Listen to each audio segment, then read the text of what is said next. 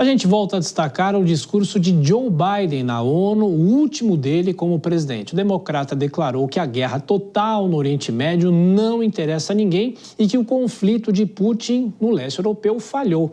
O nosso entrevistado é o professor de Direito Internacional, Manuel Furrella, mais uma vez atendendo. Tudo bem, professor? Bom, sempre te receber aqui. Valeu. Boa noite. Tudo bem, professor? Bom, professor, foi um discurso, de uma certa maneira, previsível. É claro que ele tinha que condenar as guerras, né? A gente não imaginaria algo diferente, mas foi um discurso contundente ou um discurso mais morno?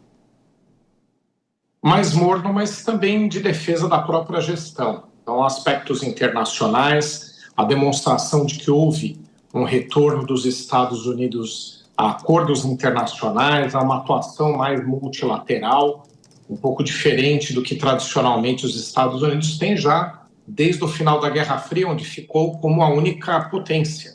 Então, os Estados Unidos tiveram algum retorno, não total, como ele próprio mesmo assumiu, a um protagonismo internacional de uma forma negociada com outros players e não somente tentando conduzir sozinho a grande agenda internacional. Ele não mencionou, obviamente, erros, falou de alguns acertos, como, por exemplo, a desocupação do Afeganistão, que já era esperada há muito tempo, já não se justificava mais a permanência americana naquele país, mas não falou sobre a forma como acabou sendo feita essa desocupação, que foi muito atribulada conforme a gente acompanhou. Mas ele trouxe alguns aspectos outros também, um pouco mais de protagonismo ambiental. Então, essas questões todas serviram para uma defesa da parte internacional, da agenda dele, do governo dele, que foi das mais criticadas nos últimos anos. Então, acho que tem um pouco desse aspecto. Agora, infelizmente, não trouxe novas diretrizes. Mesmo falando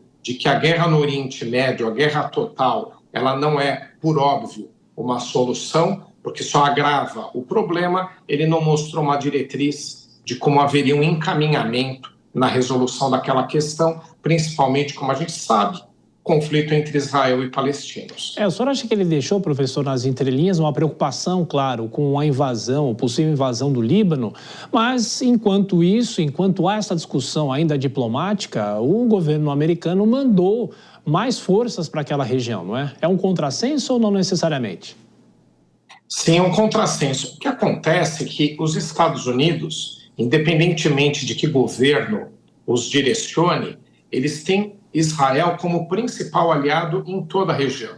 Tem uma expressão antiga que ainda serve, a de que Israel seria o porta-aviões americano na região, ou seja, é uma base segura para os Estados Unidos atuarem no Oriente Médio, é a única democracia daquela região. Então, mesmo que haja algum nível de crítica, e Joe Biden é crítico à forma como o governo israelense tem conduzido o seu conflito ali na região, nesse caso aí com o Hezbollah, com o Líbano e etc., mesmo havendo uma crítica, o apoio é irrestrito.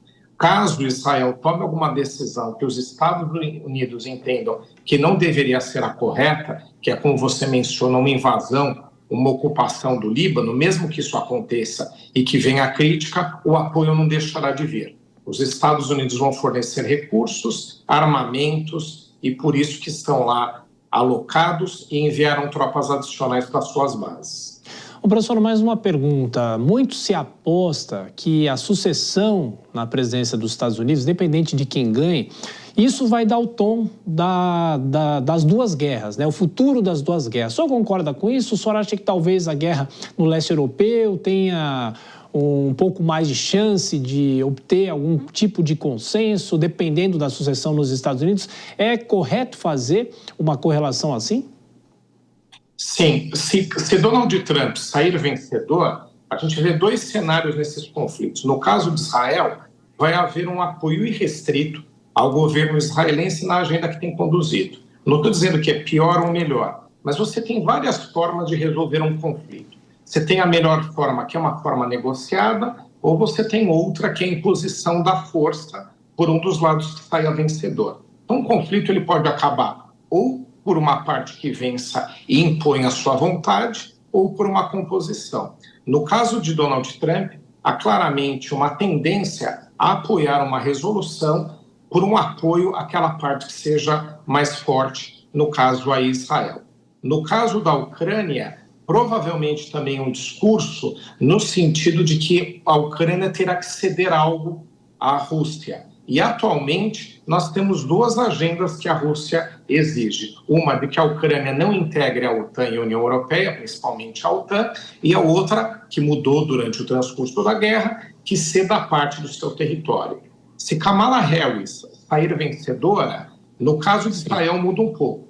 O apoio sempre será dado a Israel, mas vai se buscar um pouco de protagonismo de um diálogo com os palestinos.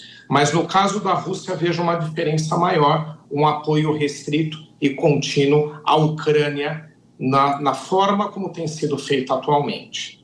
Professor Manuel Furrella, de Direito Internacional, muito obrigado sempre, professor. Grande abraço, até a próxima. Uma boa noite.